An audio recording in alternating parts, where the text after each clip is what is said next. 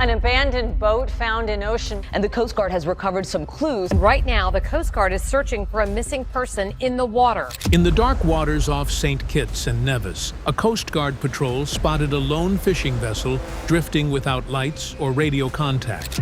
At first, it seemed like a routine check, maybe a stranded crew or a broken engine. But as they drew closer, it became clear something was very wrong.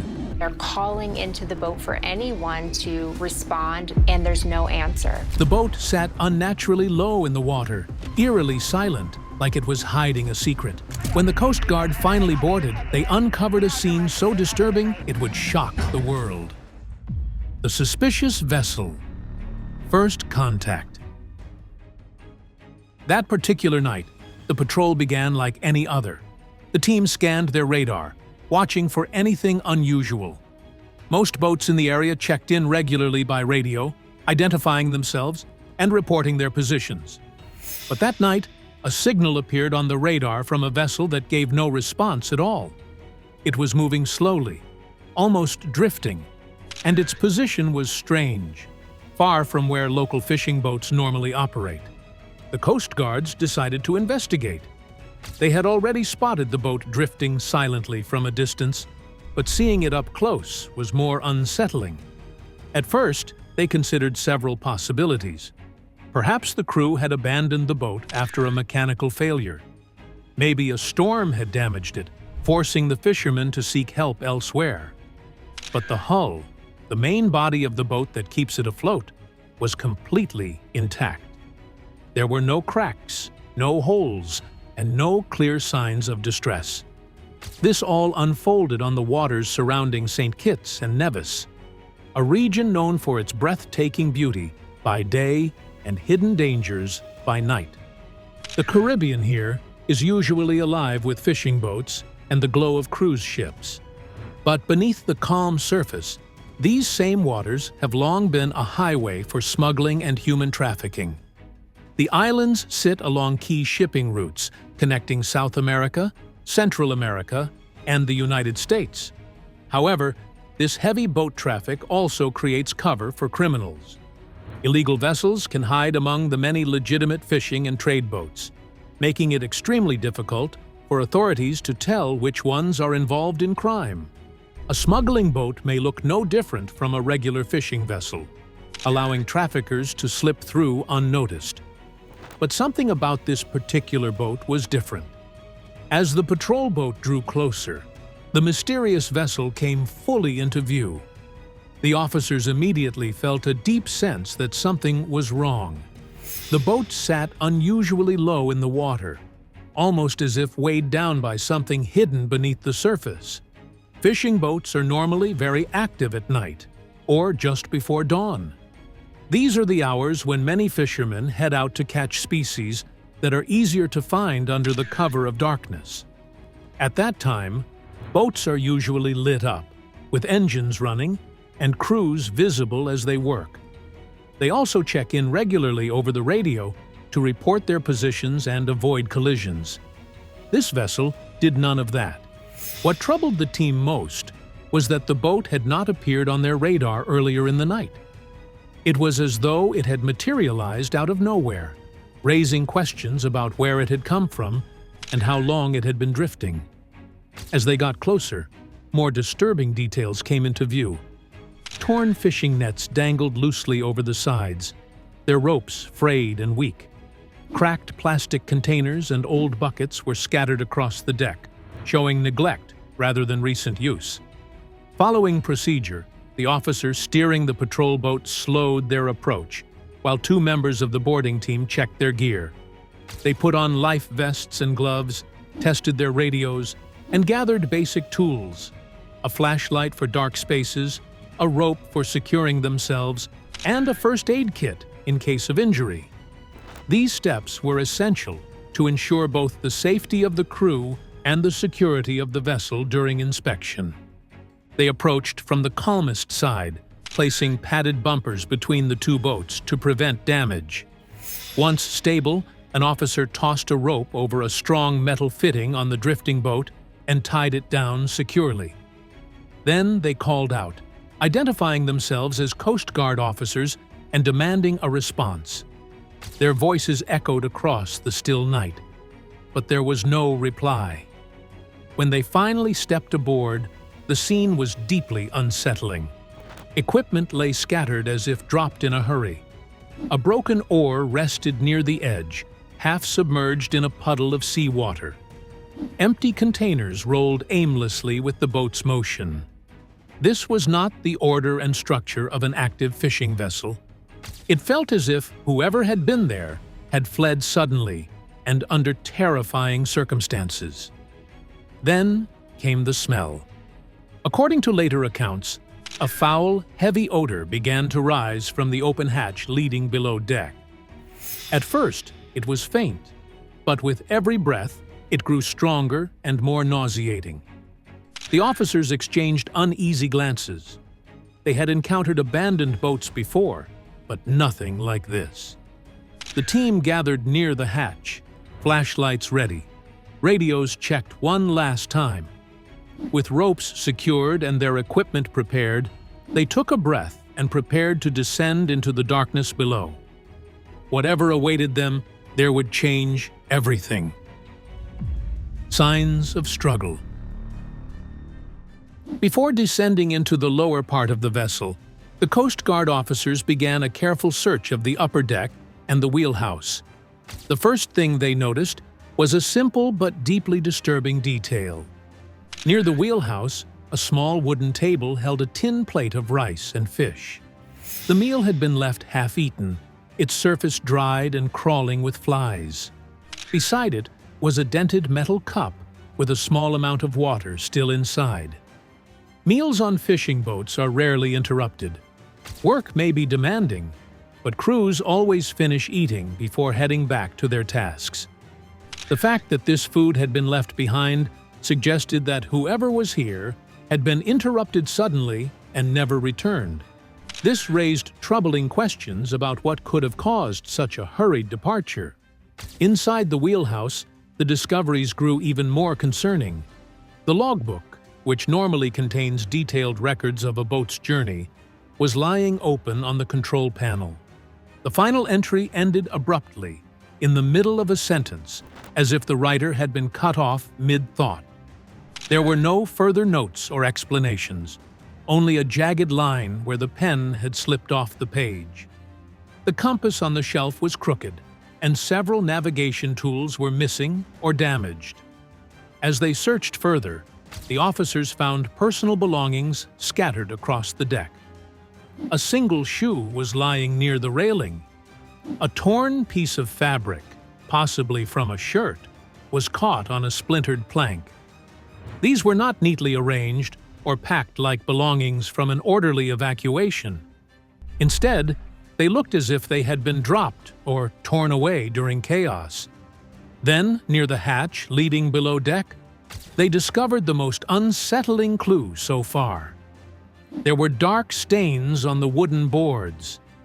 In the dim light, the stains appeared almost black. Their exact nature could not be confirmed on sight, but they were unusual for a fishing vessel. The officers immediately noted their location and pattern, and the atmosphere on board grew even more tense. Adding to the mystery, some key safety equipment was missing. The lifeboats were gone, and the emergency radio could not be found anywhere. This discovery only deepened the puzzle. If the crew had left the boat willingly, why would they take the lifeboats, but leave their personal belongings, their food, and unfinished work behind? Nothing about the scene made sense. With every passing moment, the sense of dread increased. The upper deck held only questions, not answers. The officers knew that if there were any explanations to be found, they would be below deck, where the stench was strongest and where the most terrifying truths were likely waiting to be uncovered. Descent into darkness. The Coast Guard team gathered at the hatch, fully aware that what lay beneath could be dangerous. They put on protective masks to guard against toxic fumes and switched on their flashlights. Each officer checked their radio and safety lines one last time. According to later reports, this moment was tense and silent, with everyone on edge. They did not know if they were about to find contraband, survivors in hiding, or something far worse. As they descended, the smell grew overpowering. The narrow passageway beneath the deck was cramped and poorly lit. The walls dripped with condensation, and the wooden boards creaked under their weight. Their flashlights cut through the darkness, revealing tangled ropes and broken crates. At first, they believed they were searching for smuggled goods, such as drugs or weapons. These kinds of discoveries are common in the region, and officers are trained to expect them. But as they moved deeper, it became clear this was not a typical seizure. One officer called out, his voice echoing in the confined space. There was no reply, only the steady hum of water lapping against the hull. Then, the beam of a flashlight struck something unexpected. According to unconfirmed accounts, the first sight was a human hand lying still on the floorboards. The team froze, their earlier assumptions shattered in an instant. What they had found was no cache of contraband. It was something far more horrifying. With great caution, they pushed further inside. Stacked in a corner were multiple bodies. Some appeared to have been hastily covered with cloth, while others were left exposed. Investigators later reported that there were signs of dehydration and suffocation.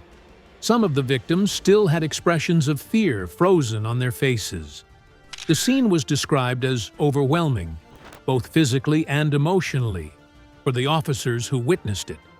Nearby, they found scattered belongings, tattered clothing, worn shoes, and small identification papers.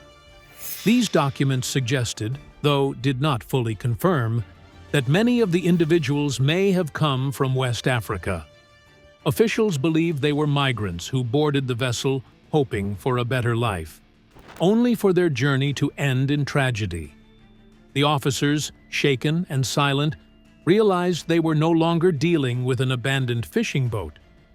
What they had uncovered was a floating mass grave. This discovery transformed the case from a routine patrol into a high-stakes international investigation, one that demanded answers from multiple nations. The forbidden cargo, a secret too deadly to speak aloud.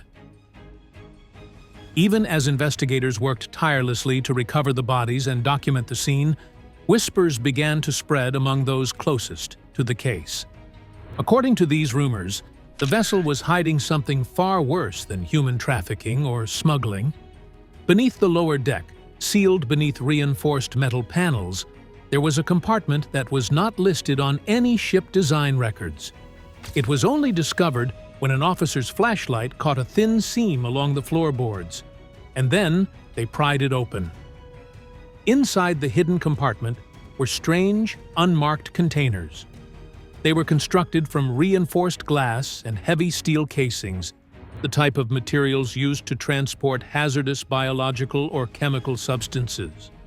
According to one unnamed source close to the investigation, the containers were packed tightly inside a specialized foam lining, designed to keep them completely stable. Some containers held bottles filled with a cloudy, yellowish liquid that appeared thick and viscous, almost like spoiled milk mixed with oil. Under the flashlights, the liquid shimmered with an unnatural sheen, separating into strange layers when the vials were moved. Investigators later speculated that it could have been a biological agent, perhaps a deadly bacteria or virus kept in suspension. Others contained reddish-brown fluids that left a residue on the glass, raising fears of experimental blood samples or infectious material harvested for illegal testing. Alongside these were black, sealed cases marked with cryptic warning symbols.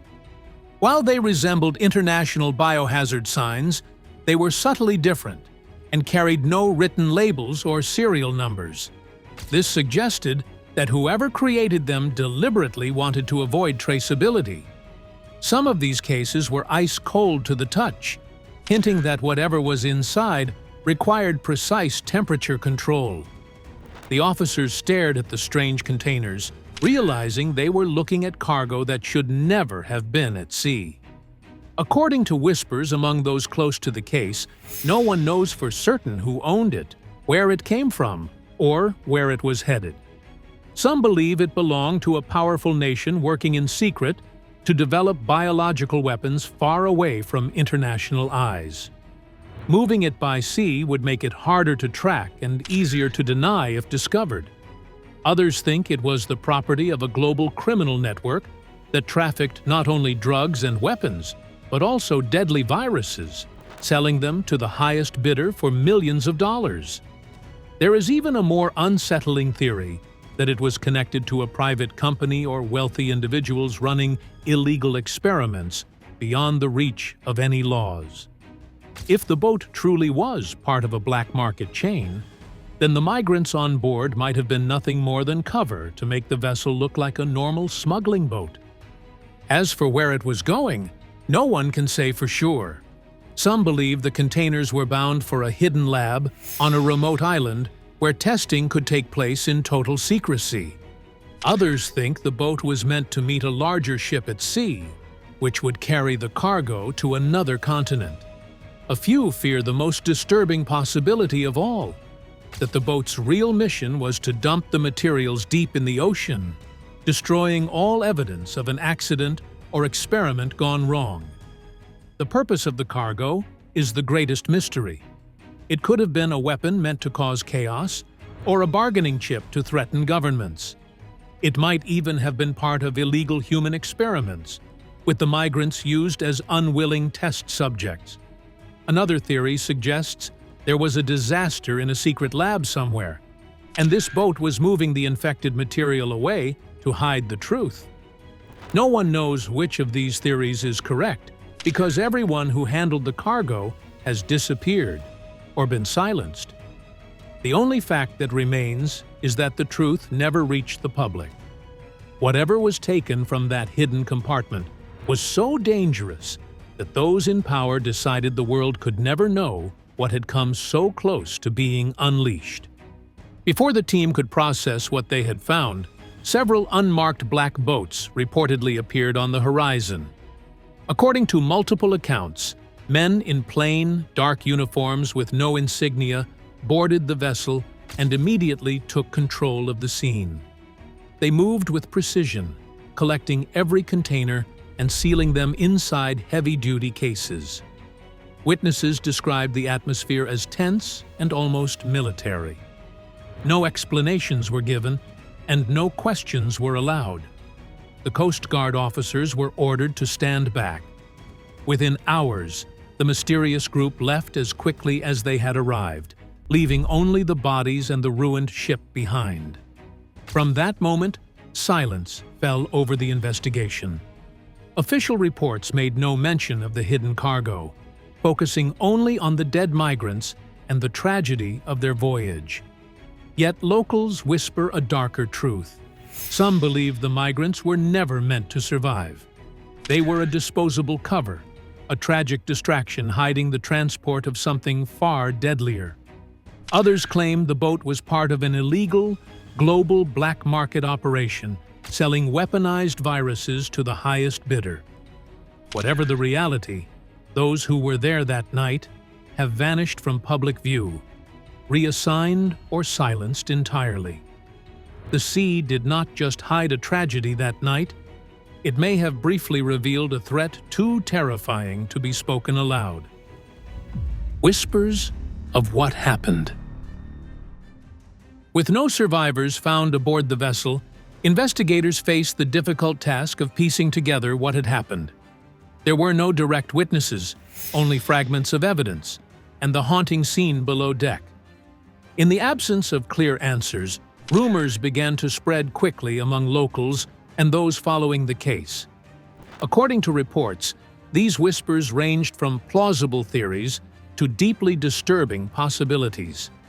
Some believed the tragedy was the result of human trafficking. In this version of events, the people found below deck were migrants who had been locked inside by traffickers. According to local sources, there are claims that the crew abandoned them at sea when the journey went wrong, leaving them to die slowly without food, water, or a way to escape. This theory has been fueled by similar incidents in other parts of the world where traffickers used inhumane methods to move their victims while avoiding detection by authorities.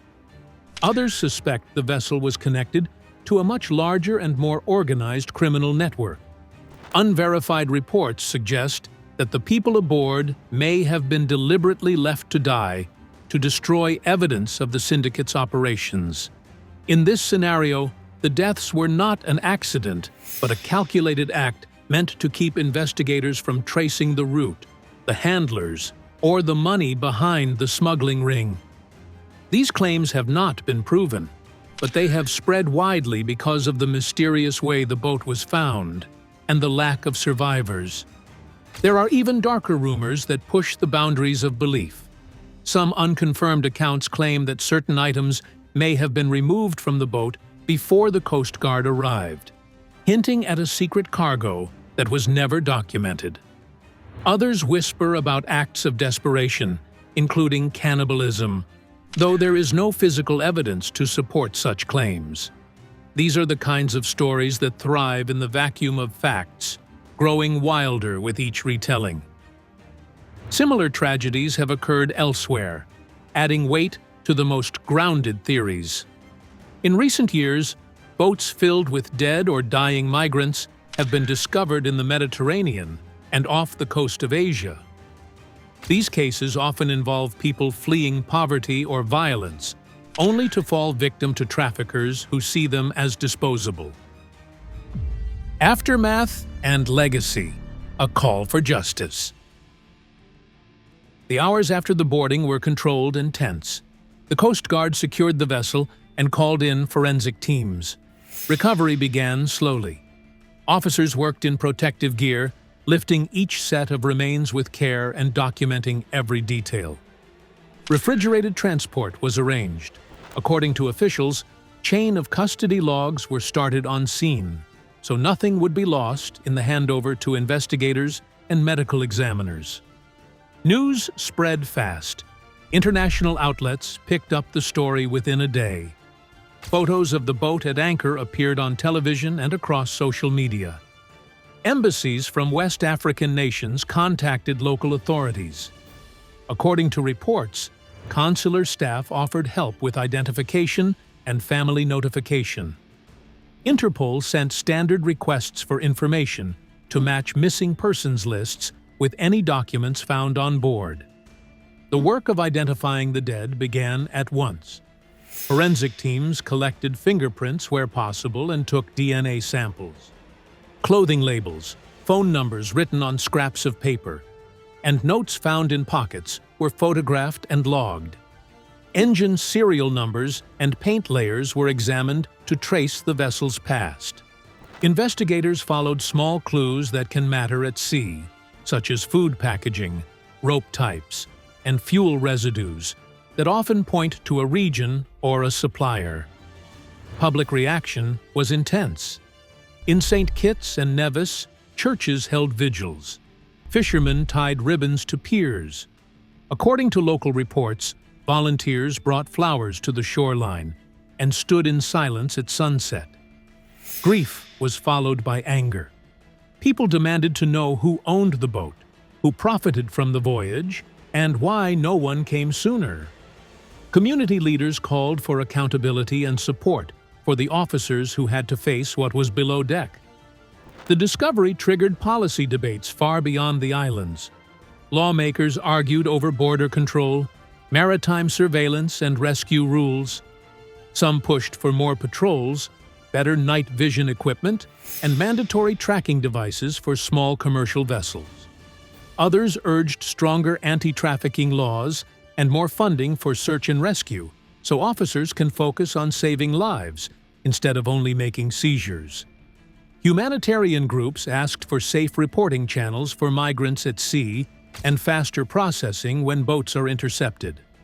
According to analysts, all sides agreed on one point: Waiting until a drifting boat is found is not a plan. Diplomatic efforts widened as investigators compared data with partners across the region. Ports were asked to share security footage. Phone records were requested under mutual assistance treaties. According to unverified reports, several leads pointed to trans-ocean routes that have shifted in recent years to avoid detection. The drifting vessel off St. Kitts and Nevis left behind more questions than answers. What do you think really happened on that boat? Was it a tragedy of human trafficking, or the cover for something far more dangerous? Share your thoughts in the comments. We would love to hear your theory.